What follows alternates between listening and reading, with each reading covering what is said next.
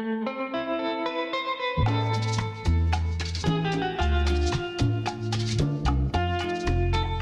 and welcome to the Upwards Positive Podcast. And yes, we are back. Tim and I have decided we are going to bring you guys some amazing content because that's what we do. And we're going to do it once a month though for now because time, we have other stuff we're doing. We have other jobs. So we decided we'll do one of these per month, somewhere around 40-minute segment and talk about life in general, the goods, the bads, ups and downs, and stress, trying to relieve stress from your life through music, through family, and through religion, just trying to really find that purpose that make you calm down. And you know what, Tim, I was going to tell you, I think I have this issue that I'm starting to realize as I'm getting older is that I'm really starting to feel I have a lot more anxiety than I ever really imagined I had. And yeah. I guess because I notice this sometimes, and even right now, I feel like a little bit of pressure in here. You know what I mean? Like, to get something right, and what am I forgetting, and I've been noticing a little bit more and more. And I don't disagree with that at all. And I think what, to me at least, because I actually thought about this a little while, because things have been pretty stressful. A lot of heavy lifting at my day job and stuff like that lately. And I started thinking about it, and what part of it is, at least, is the failure to fail is because I don't want to start over. I built the career, I built, my family up and everything. And I don't want things to go the opposite direction because they've been going so well for such a long time. And I think for me, that's part of it, at least a little part of it. So, yeah, that's a good point. So Tim, what do you do?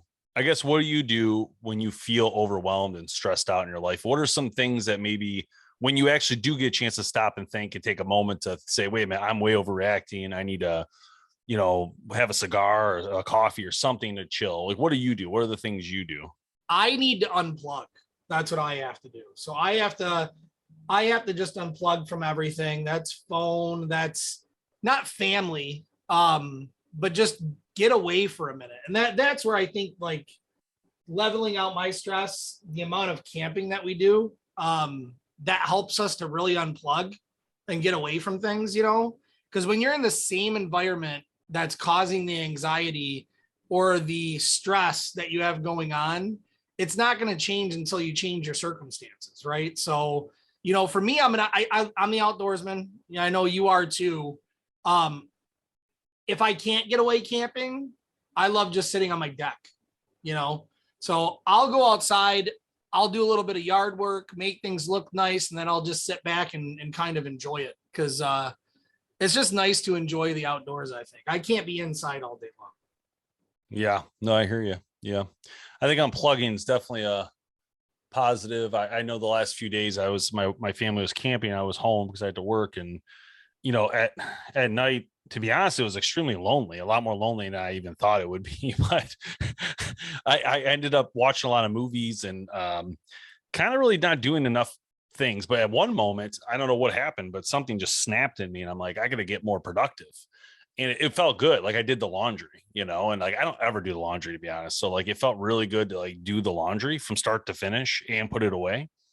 And I thought, it actually felt good. Then the dishes, and I mopped the floor. Like I just started doing things and just listening to music while I did it. And I don't know what it was. It's just clicked at that moment. Like, because at a certain point I'm like, you're really doing nothing. You're wasting life away. And I feel like it goes back to the parts of the Bible or whatever. But like, I feel like when you are working on something that's doing something, it makes you feel fulfilled. It makes you feel accomplished. And even if it's something stupid as laundry, and that's my point, like doing those items, knowing that when my family gets home, they're going to have a clean floor, a clean kitchen, and they're going to be happy for a moment. There's something about it made me want to go that route, I guess, is my point, instead of just sit there and watch more episodes of Scare Tactics. That makes a lot of sense though, because we do kind of the same thing around here, right? It's like I have always been raised my whole life to be the hurry up and wait guy.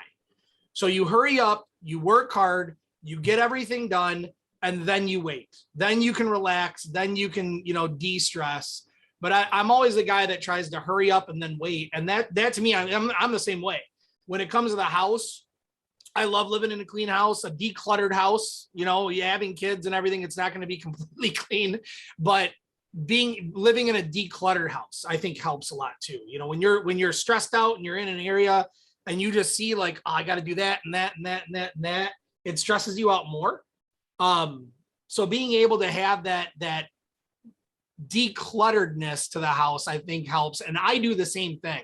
My thing is, I don't know why, but and it's just, maybe it's because my wife doesn't like to do it or not, but I like cleaning the kitchen. I do the counters, Yeah. I'll do the oven, I'll do, you know, all that kind of stuff. And like, I love having a nice area that I can like cook food at, which also, I think that to me is also de-stressing. You know, there's days where I don't want to do it, where I'm rushed for time and that kind of stuff. But those moments where I can cook not only for my family, but for other people, I love that too. I think that's a big de-stressor for me as well. That's awesome. Yeah, I think I agree. I do like doing the kitchen most. I really don't like doing laundry, but I did man up and do it. But it's not something I like to do normally. And then the reason is I feel overwhelmed when I see everything mix matched. It like literally makes me crazy. Like looking at like the socks are all mixed. So what I told my wife was, I just said, you know, sorry, hold on a minute. What's going on here? Chill. All right. I think it makes more sense to have each person in your house have their own hamper so that you could fill with just their things and wash their stuff start to finish and put it away. So it's all easy because it's all you know, oh, here's that sock. It's fast. There's not like this mix match. Like, oh, where's Connor's? Where's Griffin's? It's tiny. It's bigger. Which one's who's this which? That's a good idea. Crazy. I like that idea because a lot of times, like my kids use the same hamper and it's stressful to get them to put it away because they're like, that's not mine and that's not mine. Then they start throwing it around and arguing and all that kind of stuff. And it's like, no, that was my shirt. No, I wore it last because they're the same size. So they wear each other's shirts all the time. And yeah, no, that's a good point though, is that if we separate it, now there's no argument. And then they can do their own. They can learn to do it themselves. Hey, I usually do. I don't know about you and your wife, but I do my own laundry. My wife does her own laundry. So we never kind of combine it from that regards at all. It's the kids stuff that kind of gets all mixed together and causes that kind of issue. Yeah. So my wife's never done my laundry. I've always, which is why I've tended to buy shirts like this that I can just go and dry clean. I'll just take it to the dry cleaner, go pick it up 3 days later. And like, I'm done. I'm the dry cleaners, do they do polos too or no? Yeah, they'll do anything, man. Like Under Armour polo? Yeah. Oh, yeah. Yep. You can have it all dry cleaned. So this next segment I want to talk about for this show is like kind of things we're watching and listening to right now. So like TV/music. And I'll talk about a show real quick I've been watching that's really funny. I think you'll actually like it, Tim, if you watch it. But it's called God's Favorite Idiot on Netflix. With it has Melissa McCarthy in it, so it's absolutely hilarious, you know. And anyway, God chooses this one guy to be his to be someone to spread the word of God to like normal people, because it's kind of like the Christmas one where you need to believe in the Christmas spirit and it raises the power of Santa Claus, right? To fly. I forgot what movie it was. I think it was Elf, where they had to get him going. It was the same thing with God. Yeah, with Will Ferrell. Yep. Yeah. So this is the same concept with God. Is he needs more people to believe, so he has more power. And Satan's trying to there's like a big fight up in a different, at the top, whatever level, but down at the bottom, they're trying to kill this guy as well. It's so funny just watching this interaction with like, they make it really funny. So like Satan's like, hey, just come on out here. I want to talk to you. And if you can't cross this threshold, because if he crosses it, then Satan can get to him. But if he doesn't, Satan can't get to him. There's like a block. And so, she's like, well, what are we? Those hot dogs look amazing. She's like, cook all this food. And the guy, they're like, oh, is that? And of course, it's all their favorite foods, right? Like, oh my God, look at that. And they're like stepping over. As soon as she steps over a little bit, like, she puts a spell on her instantly. She's like, oh, I'm coming out. Then he has to pull her back. It's so funny, but really well done show. And it's definitely hilarious. But doesn't she have to like convince people that like she's a messenger or something like that? Or am I thinking about the wrong show? It's different because it's a guy. The Okay. guy's the messenger, and because this is like it's an actual season, like multiple Yeah, I episodes. thought I saw a preview for it, but I didn't pay attention to it, to be honest with you, when I saw it. But Yeah, it's on I Netflix. check You that can't one out. miss it when you go on there. It's their show, so it's one of their top Yeah. ones. So I've been Um, on a this is gonna be weird, but I've been on a PBS Nova kick.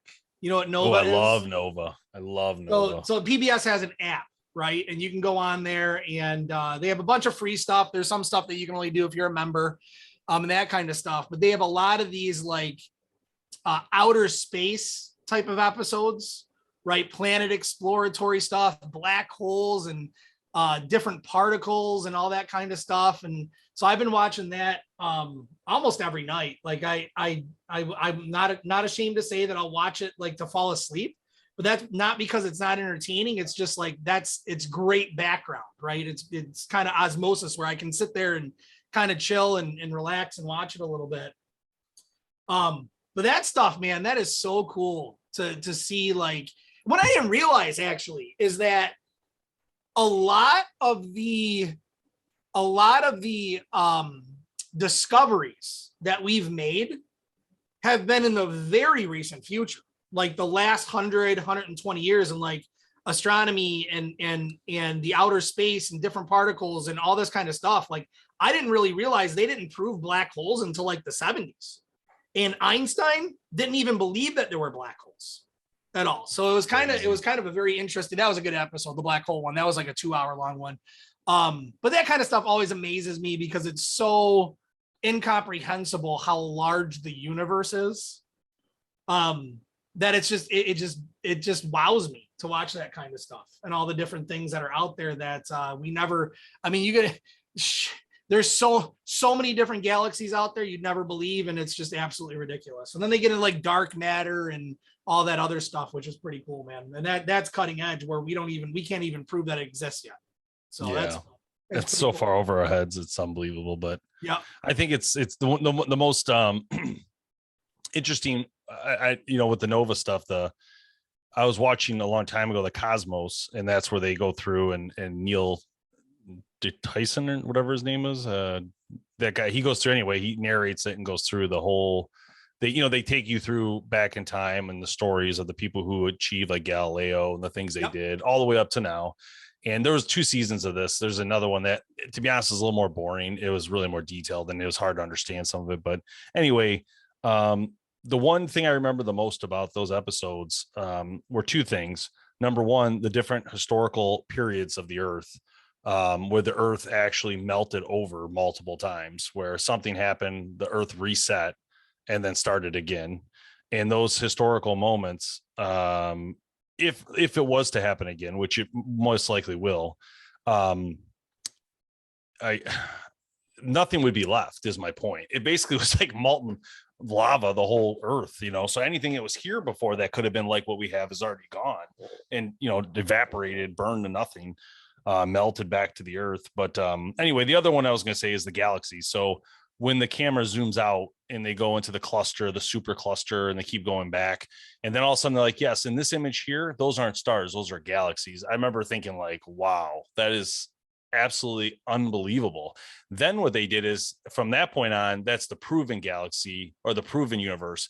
But then they go back what they actually think it looks like through the science. And what they actually thought it looked like were these like bulbs, like bubbles. So like our whole universe, those galaxies are all in one like drop of water in an ocean of water. So imagine It that makes you when you wonder think of if that Men in Black movie was correct, where they had that yes, little cat that had the charm around it, but inside there was a whole bunch of universes. And like yes, somebody steps on a grain of salt and they that destroy could the be whole what it universe. is. And like it was, It yeah, could that was, be. yeah. It could be so We're much so bigger. tiny, so tiny. Like the whole galaxy could be like a speck of molecule on somebody's skin. That's a huge person, Oh yeah, and we're just particles that they haven't discovered yet. just like dust mites here. Yep. Oh, Yep. Isn't it? It's so, it boggles my mind. But I think that's the cool correlation, is that you have 2 sides of the science, right? You have the particle side, which is dealing with the super minute, undetectable particles, right, that make up our universe. And then you have the universe, which is the super big, undetectable stuff that happens in a vast amount of space, but they both play into each other, right? You got the universe kind of acts and rotates and goes around things just like atoms do, you know, protons and neutrons and electrons all do. And it's this kind of very interesting. And you can really see like the connection of like, well, if something that small, like an atom works like that, and something that big, like the universe and the galaxy works like that, maybe we are just a grain of salt. I mean, think of how small those atoms are, and they're creating all this. You know, it's pretty interesting. The size, the mere size of everything is pretty impressive. And if you think of the distance, though, just between us and the other planets, getting to what they say, like well, I mean, in our time, right, to get to Mars in our time was something like was it 8 months or 3 months, or I mean, it's like a long time. It was a long 8 time, years or something. It was something major. And then just to get to the moon was like 3 weeks, 4 weeks or something, and that's still like super far away. So I don't know, and I think that's one of the reasons I've always been really skeptical about landing on the moon, because I just always felt like, really, because I feel like that would be so hard to do, and you didn't die doing it. Like, I feel like you would maybe land it but not get back off. Here's a crazy thing. Here's a crazy fact. I was watching this one on black holes yesterday, and they were talking about what was it about? They were talking about, I believe it was either measuring objects in space or it was about ocular shifting inside of a microscope. And I can't remember which one, but point of it is that what they were doing, so that they borrowed technology from the military in one of their telescopes. And, you know, when you're looking out into space, it becomes blurred because of our atmosphere. Our atmosphere is always moving. So to get a really good picture, they have to have this digital technology basically that changes the lens on like 2,000 times a minute so that you get a really good picture. Well, the way that they came up with the ability to do that is they had a laser and they pointed the laser out into space, and the computer knows what the laser should look like when it gets there. So it adjusts the lens to make sure that that laser is basically always in focus, so that the rest of the camera is always in focus when it's shooting out into space. But here's the crazy part. So there's a long buildup. Here's the crazy part. That laser was pointed at, because they had to shoot and come back. That's how they had to do it, right? It was pointed at a mirror that was left on the moon when they landed on the moon. So you got this laser from Earth shooting up to this mirror that was left during one of their lunar landings in order to be able to shoot up to the moon and back into the thing so they could get the reading correctly. That was like, I got to tell Dave this. I bet you he doesn't know this. Scientists are actually using what was left on the moon. That's what I'm saying, though. But that's what I'm saying. They don't talk about those other things. You don't hear that stuff. It's like, why would you not have that as part of the proof or the evidence to talk about that? Well, and you kind of think too, and I get where you're coming from, because you think about the 1960s and the technology that we had back then. It boggles my mind that we were able to do that. Well, it's not just that. That's the thing. There's so many. I don't want to get into controversies here, guys. But like the thing is like, let's just look at some of the facts, right? They say they went. Everybody believes it. Okay, fine, closed case. But let's just look at the atmosphere. What was going on? You got the Cold War. You got all this riding on making this happen. Like, we have to look like the good guys. We have studios that can absolutely 100% fake anything like that. The videography studios were doing stuff like that already in movies. They could easily have done it. That all I'm saying is it could have been a plan B. That's all I'm trying to say. So if they didn't get there, it could have been a separate plan to have that look like it was there live. I mean, let's be honest. They assassinated JFK. I mean, for God's sakes, you tell me these people can't fake a live broadcast. Even my point is this: everybody says like, oh, there'd be too many people in on it. I'm not so sure that many people would be in on it, to be honest. Because like, right, if you steal the stream and you just stream what you want to show, and they go into orbit and they just chill in orbit, no one really had the technology at the time to like see them sitting in orbit. Not the news wouldn't have been so smart about it either, right? Because they're just reporting on it, so they're going to believe what they're told. but we had to beat the Russians. There was a reason. It wasn't necessarily like, hey, we can fail at this. We couldn't fail. We needed not to fail. So, I mean, there was other reasons for them to do it. Plus NASA, they didn't care. They're going to get the funding if they faked it. And they might not even thought they faked it. Who knows? I don't know what they did or didn't do or know or didn't know. But whatever. And like I said, it might have actually happened. I'm not going to suggest it's not possible. I'm just saying it just seems very difficult. It seems like something that you would never survive. It just, to me, well, you think about landing, the mathematics that were involved with it too. I mean, how stupid of us as a society become? Like nowadays, computers can do all that stuff for us in a heartbeat and make those calculations. And back then, they were doing a lot of stuff by hand and very rudimentary computers to calculate trajectories and all this other gravity rotation and speeds and all that kind of stuff. I mean, and then just the communication period, right? Like how back then we can communicate with somebody in space, but cell phones didn't come around for another 20 years after that. So that there's a lot of technology things that still stump me as the how we were able to overcome a lot of that stuff. Yeah, I don't know. That's the only problem I had with this. I feel like I want more proof. Like I want someone else to go and show me the flag. Like I want another country to go, not our country. I want China or someone else to land and show the landing spot, right? Show the footprints. That's what I want to see. You know, I mean, that would make me feel like, all right, yeah, they did. I would feel even more excited if that was shown to me. You know what I mean, by someone else. But I don't know. It did say the distance, and it actually wasn't as long as I thought. So I guess it's not as.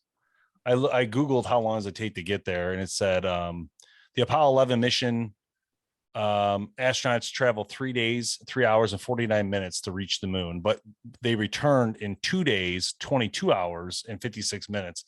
So that makes sense, though. That's not as bad as I thought. Like I thought it was 3 weeks, and I was going to say, how did they survive 3 weeks in a capsule? It just seems crazy, but that's not as far as I had thought. So, yeah, 240,000 miles.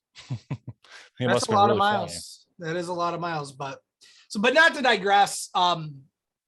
But that whole Nova thing, the reason why it kind of intrigues me is like it gives us, or it gives me at least, a sense of awe about what's out there. And that to me is proof of God. Like when you have stuff like that is so incomprehensible, it's incomprehensible because it was created to be that way. Yes, I agree. Absolutely crazy to me. It's too big. It's too big for, I mean, it just doesn't appear. You know what I mean? Something creates it. You know, and obviously to us that something's God, but like the thing is that it's just so much more bigger. You know, there's definitely. And here's the other thing. I mean, what's your thoughts on this? Because, you know, as we look at the vast mass quantity of what you see in front of you, is there other life out there? What's your thoughts on that? No, I'm a straight up no. Earth. Do you think the Earth's the only biological life? Yes. And you do believe that because of religion, or what's your belief on that? Well, so first of all, so where I'm coming from is I am a young Earth guy.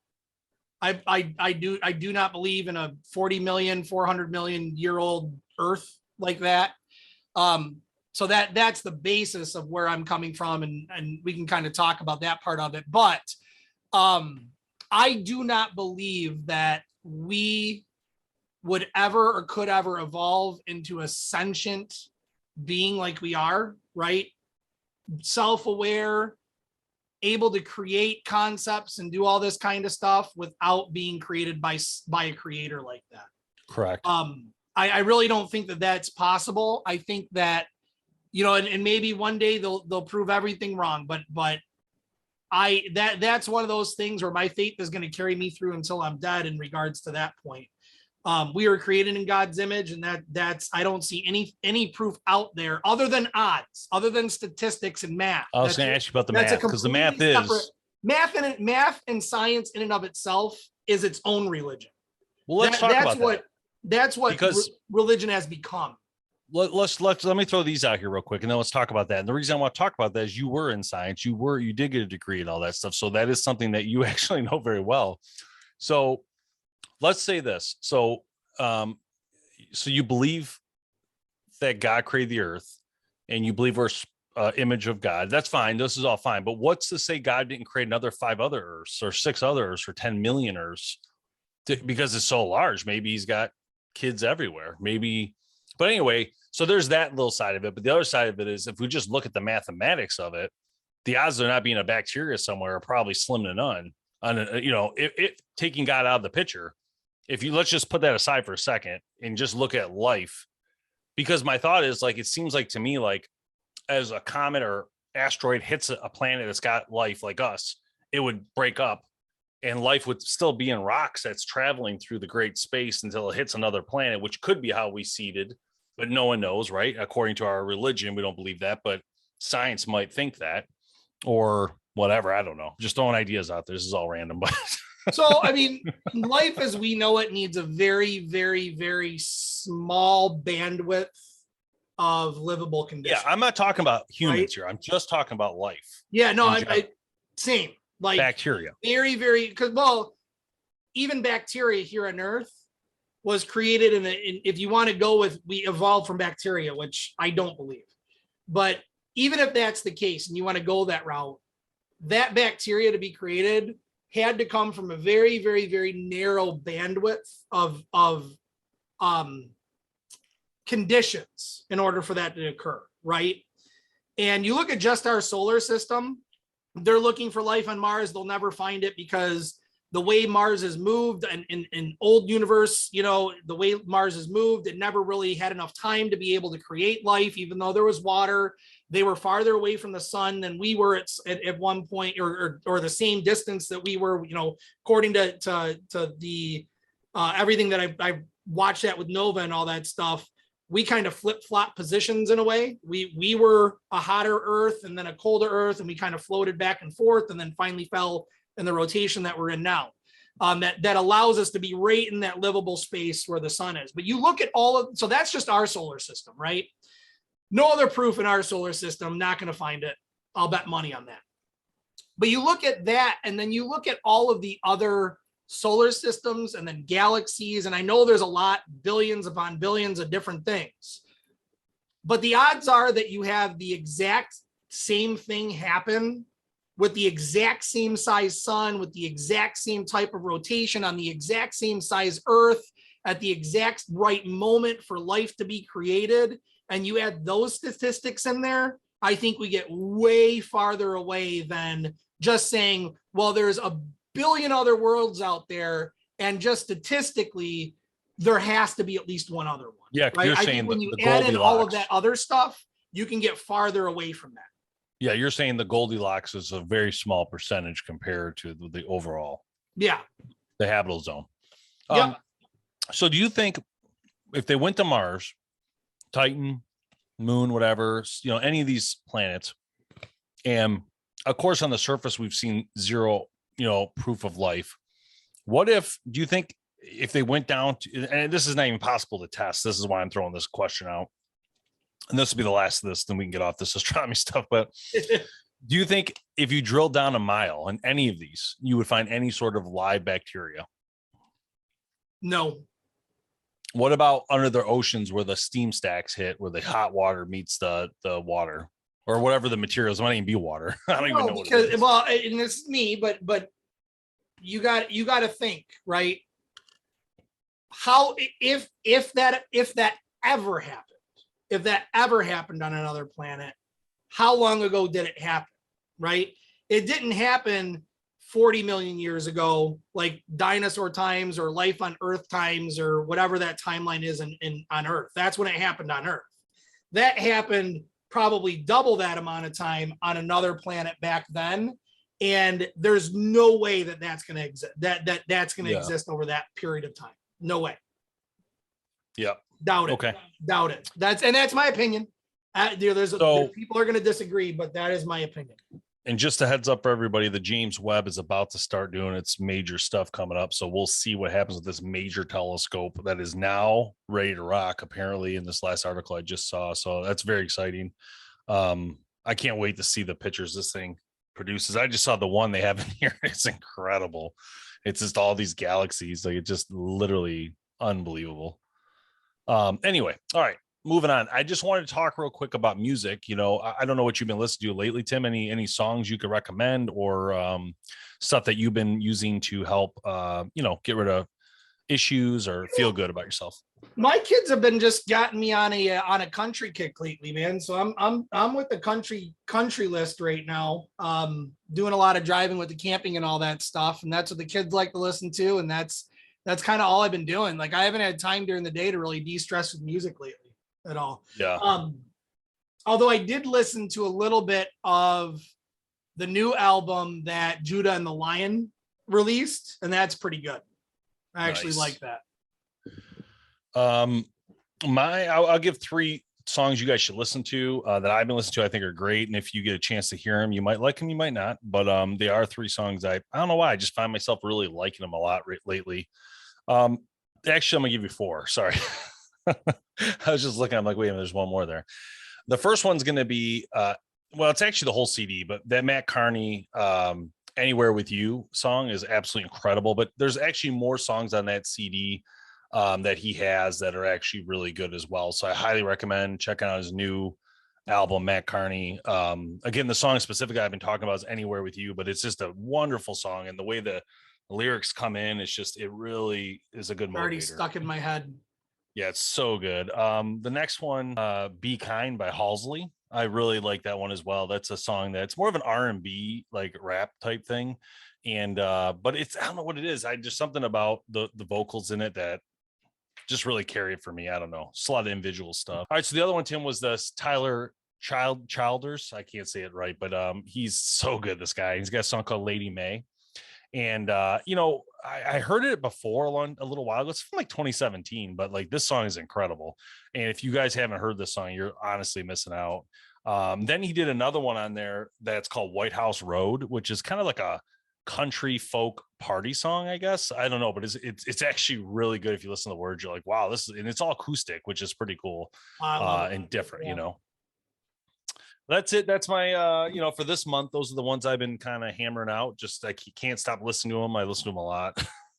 I'll have some better ones for next time. Last one was good. Oh no, you got a 4th one. I forgot. Go ahead. I actually forgot my 4th one, but I was just gonna say last month was Machine Gun Kelly for me. Machine Gun Kelly, nice. It's weird. I do rotate genres a lot, but I don't know. I just haven't had a lot of music time lately to really kind of explore new stuff. But yeah, I'll make it a point. We'll have a better conversation next time for sure. Yeah, cool. All right. Well, I don't know. I'm all set. I think this was a fun time to do this episode again. It's been a while. So if there's any topics in here you guys are interested in, or you want to talk about, just leave comments below and whatever you see. I'm definitely interested to hear your guys' thoughts on some of the things we talked about in this episode, including the universe as in general, your thoughts on it, how it was made, and what you think the answer is, which, there's no right or wrong answer here. It's just a conversation. Yeah. So I'll leave you guys with that. Just stay safe and be good. Tim, any last words? No, man. I look forward to actually doing these. We opened this up. Let me just say this, I guess. We opened this up talking about de-stressing, and in a weird way, spending the time to do this, the lead up on Wednesday nights or whenever we record it, like it gets a little stressful going like, oh man, I got 3 more hours or 4 more hours of stuff that we got to do tonight. But then when we start talking, this actually is de-stressing for me. Yeah. It's nice to just talk about different topics than outdoors. Absolutely. All right. We'll see you guys later. Thanks for watching Upwards Positive Podcast. And we'll see you guys around. So make sure you subscribe and peace.